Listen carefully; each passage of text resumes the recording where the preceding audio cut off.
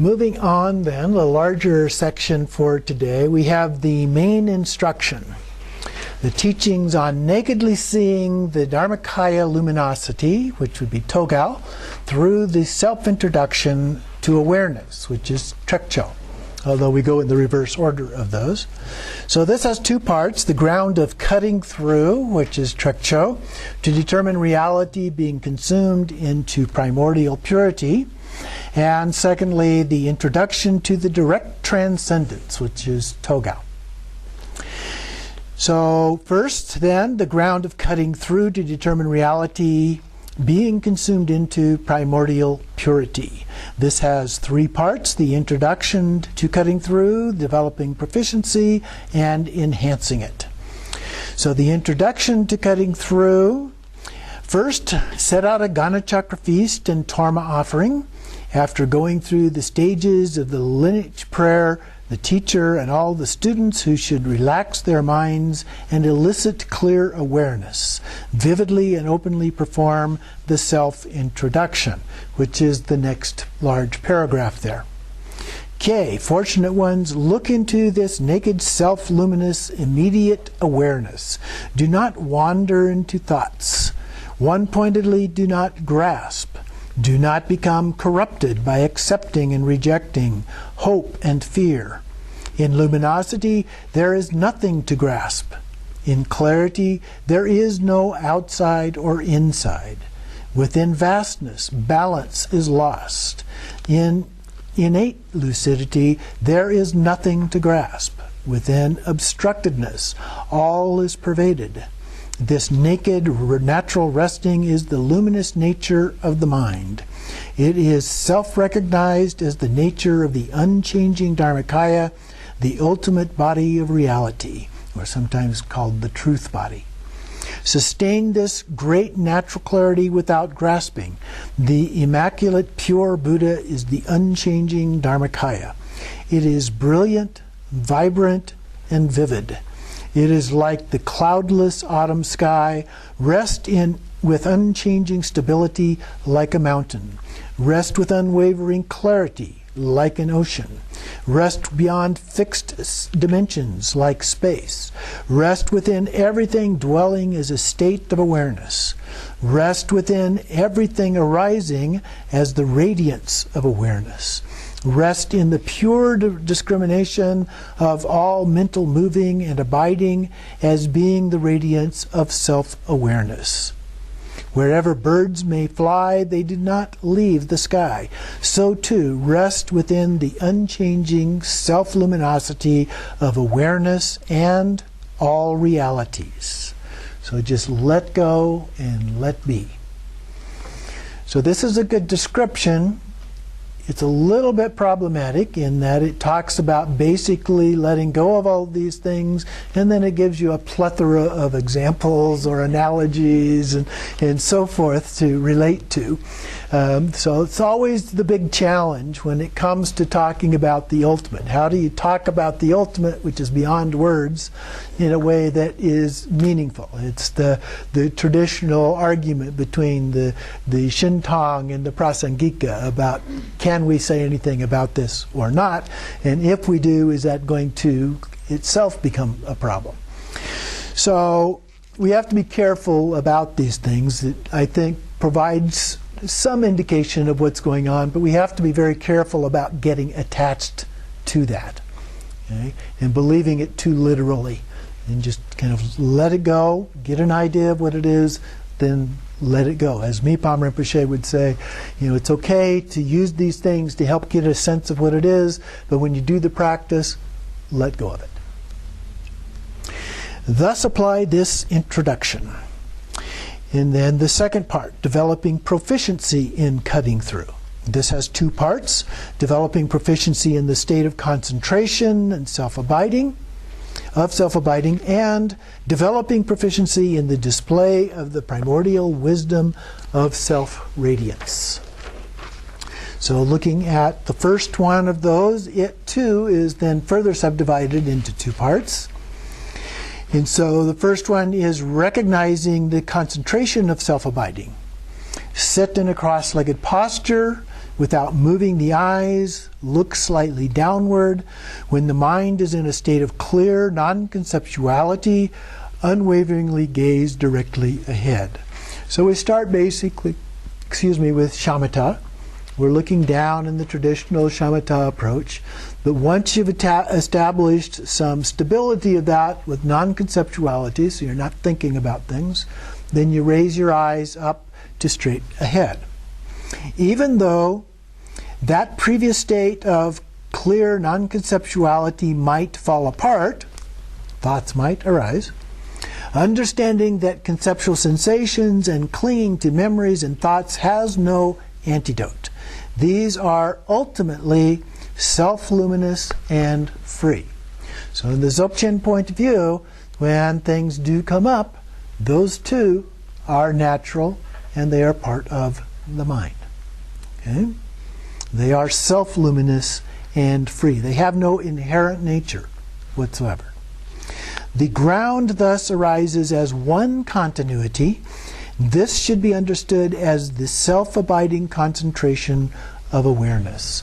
So the difference between this approach and regular shamatha, or basic shamatha, I usually refer to it, is that the goal of basic shamatha is that absolute non-conceptual state. In Dzogchen, we recognize that naturally thoughts will come up, and we don't fight it. Okay? But we recognize too that they have no inherent nature. Okay? And so we just rest in that and let it happen without getting attached, without being averse or anything like that. One continuity, single taste. After having recognized it, whether or not mind is abiding or conceptually wandering, whenever any thoughts of affirmation or denial, afflictive emotions, or abiding in non-conceptual meditative absorption, and so any different kinds of things that come up, arises in the mind by focusing more powerfully in naturally resting within self-awareness, the naked clarity of self-abiding concentration without grasping arises. This alone is the river-like meditation of uncreated, spontaneous presence. So we don't do anything to make any of this happen. We just rest is the common word. Relax, let it naturally happen. But we don't get attached, we don't get averse. We just recognize that it's the true nature. Each of those things, each of those elements is the true nature of mind in and of itself. And so we just let it be, and you rest like a river flowing by. I like the word flow in psychology as well. It's very, very similar in this sense to that. So it takes a little bit of effort to maintain that, but you still rest in that. If you rest too much, then pretty soon you're not in a state of awareness at all. You're just kind of letting things happen, daydreaming. So you don't want to go that far. It does take a little bit of effort, but you do it in a relaxed, natural state, enough to maintain that state as it continues on. If you do not recognize this, then sometimes while meditating through certain adverse circumstances, you cannot overcome them. In other words, your meditation will be interrupted by those things. This is a fault that will lead us not to being able to recognize such a concentration as it arises in the bardo. So now he's tying it into the bardo experience as well. So if something comes up and interrupts our understanding of what's happening in the bardo, which when we understand things we achieve enlightenment, if something comes up and disrupts that and we get caught up in what's happening in the bardo, happening in our mind as if it is real, we're not going to attain enlightenment. So we have to watch out for those. So being careful in our actual practice is very helpful and important as well. So then he quotes from the Six Expanses Tantra, both naturally abiding concentration, this would be on the natural state of mind, nature of mind, pure awareness, and so forth, and relaxation of the subtle channels, winds, and mind. This relates to energy, so these would be the manifestations that naturally arise, are very similar, but it is a mistake to think they are the same.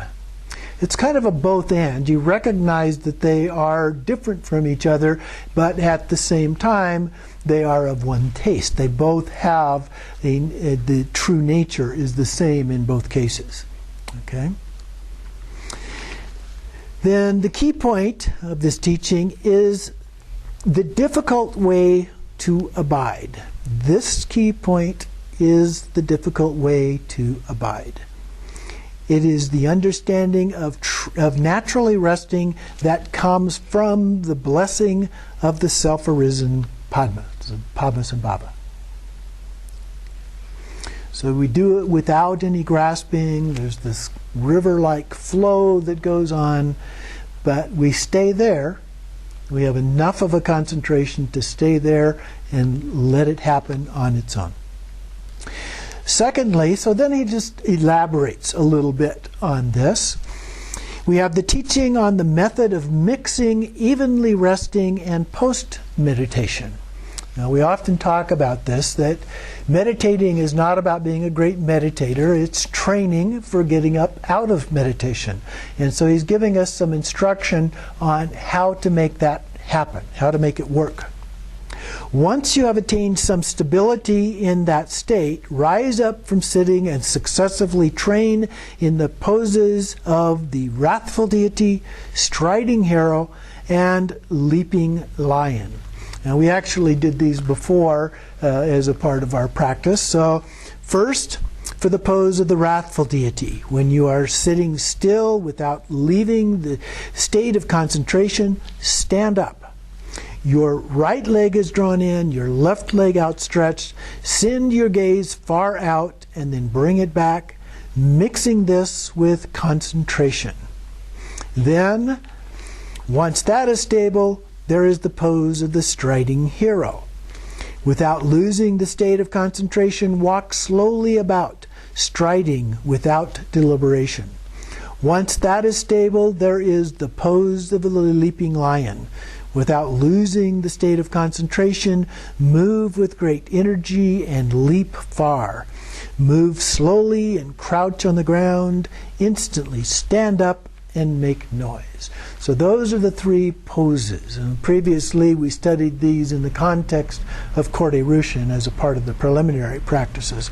But here he's talking about it as the beginning part of doing the trekcho and being able to then carry forth the level of concentration into our regular experience. So the practice here is develop the state of concentration, then stand up and do these movements. Maintain the concentration. Okay? So get in the concentration, then move about in these ways to see if you can maintain the concentration while you're doing something else.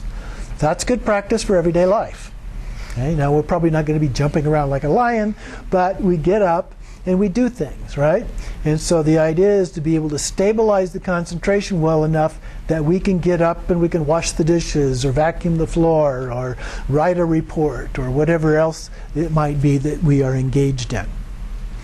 Then, second paragraph there, train the mind and thoughts, with the mind and thoughts wandering and also resting in non-conceptuality. So it's okay to allow the mind to wander a little bit. So he elaborates on this. By this, all activities become mixed with natural concentration. Then all activities, sounds, and expressions, thoughts, and memories arise as the display of ultimate reality. Ultimate reality. Thus, there is no division between evenly resting and post-meditation, day and night, dharmas of accepting and rejecting. There are no concepts about the fact of meditation or considerations of what exists and doesn't exist. So again, it just is.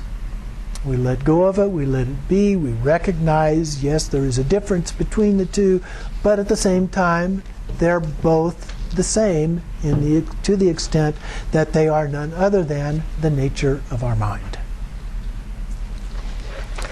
So then he continues on the next page, although the mind runs free, the continuity is not lost, even though there is no intention to meditate.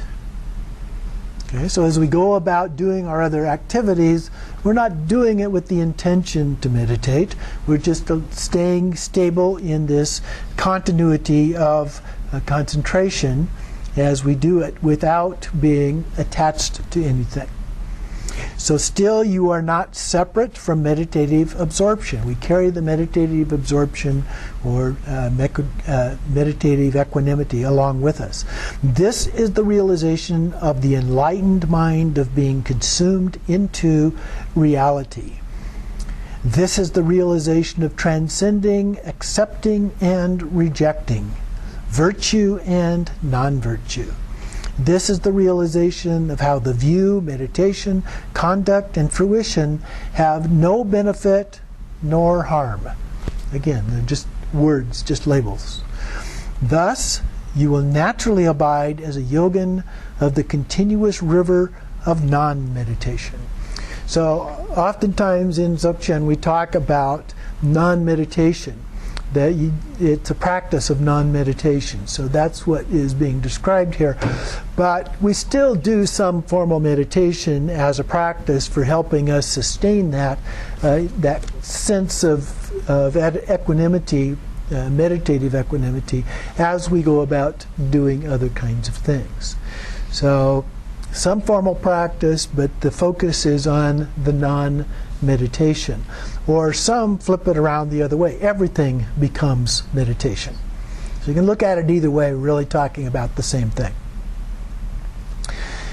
Then we go on to the second part here, developing proficiency in the display of primordial wisdom of self-radiance. And this is further broken down into three parts. So first, the abiding arises as the ornament of the mind. Secondly, the proliferation or wandering thoughts arises as the display of the mind. And third, abiding in the state of non-dual equanimity. So first, abiding arises as the ornament of the mind. So we relaxing the body, speech, and mind, rest at ease. When you are abiding still, let the mind then wander into all sorts of various thoughts about affirming and denying, completely letting go and resting. So just reminds me of the story of the Buddha when he was sitting under the rose apple tree, just sitting completely relaxed and natural. And it was the memory of that when he was sitting under the Bodhi tree that helped facilitate his enlightenment. So just relaxing at ease, if you will. Letting go. When you are abiding still, let the mind then, looks like it should be like let go of the mind, then wander into all sorts of various thoughts without affirming and denying. Now here, we do this intentionally as a practice, okay? Completely letting go and resting increase the power of abiding. At this time, like peaceful waves on an ocean, consciousness of wandering thoughts and wandering objects in the mind are both not established. Poof, they're gone. Okay? So we let go of any attachment to them. We just relax at ease. So completely letting go, abide, resting naturally within the state of innate groundless ground of the mind, free of any basis. This is the introduction to the enlightened mind of the unchanging Dharmakaya of the way of the primordial purity of the beginning. So this is basically Rigpa, pure awareness. So we're transcending the thoughts. We bring the thoughts up and then we rest and we let the thoughts go and we rest in this non-conceptual state. But what happens? As we described before, thoughts begin to arise. So we have the second part. Wandering thoughts arise as the display of mind. From that state, all sorts of thoughts proliferate. Without any affirmation or denial, hope or fear, do not grasp onto any arising thoughts whatsoever. They're going to come, just don't grasp onto them. Enter into openness. So you're just open to whatever arises, okay? You're not trying to keep all the pink elephants out, okay? You're just allowing the pink elephants to dissolve in and of themselves. So we enter into this open. We're open to pink elephants, green elephants, yellow elephants, and so forth. And let the knots of memories and thoughts about the past and future unravel. Whatever wandering thoughts of the natural state, how things are, come and go within the awareness of the present, these do not leave the display of ultimate reality. So they are still of their own true nature. They are like great waves arising on an ocean. This is an introduction to the enlightened mind of the compassionate energy of the self-liberated and self-arisen essence. So this is where we become aware of things, okay? The consciousnesses, the variety of them coming, but we don't grasp onto them. We just are aware of the fact that they're coming. We're not really paying attention to them as they come and go, but we're aware of the fact that they are coming and going as a part of that. So it's just an open mind.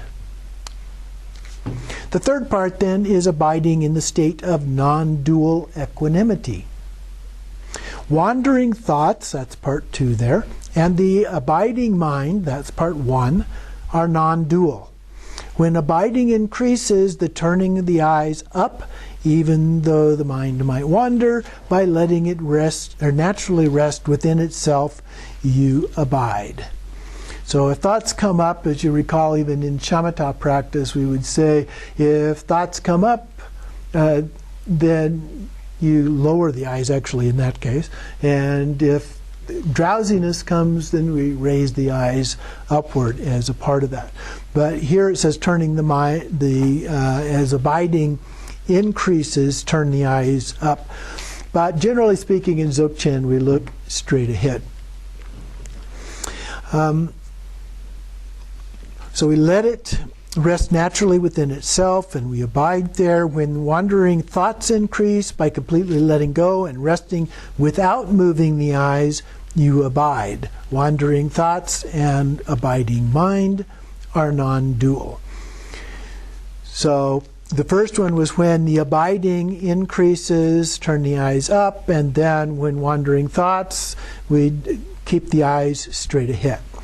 So rest in a state that is like small waves rising and settling back into the ocean. So thoughts come up just as a little ripple might come up on a lake, or they always talk about a vast ocean as if it's still. But every time I've been to the ocean, there's quite a bit going on. So do not try to prolong abiding. Do not try to stop wandering thoughts. No matter what arises in the mind, do not grasp onto it. So it's like Yoda's statement, there is no try, do or do not. No matter what arises in the mind, do not grasp onto it. So that's the key point here, is not grasping. This is the introduction to the enlightened mind of the natural great perfection of the primordially liberated reality that transcends affirmation and denial, accepting and rejecting, hope and fear. So one way to look at that, it's kind of a both and. It's both the non-conceptual and it's also the wandering thoughts that come up, but by not grasping onto them, not attaching to them, they're just like little ripples that come up, and they don't disturb us because we're not paying attention to them, if you will.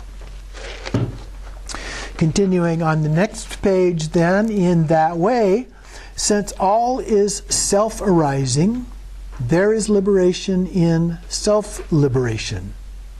Since all is unpredictable, there is liberation within not grasping. Since all is primordially liberated, there is liberation free from a bias. Since it is all abrupt like a thunderbolt, kaboom, there is sudden liberation. Since all is self-liberated, there is liberation in appearance and emptiness. Furthermore, by liberating discursive thoughts within the ground without abandoning them, there is the confidence of the destruction of repeated efforts to be liberated. So we transcend effort in this process as well. By liberating whatever discursive thoughts that arise in their own place, there is the confidence of not needing to find a conceptual antidote.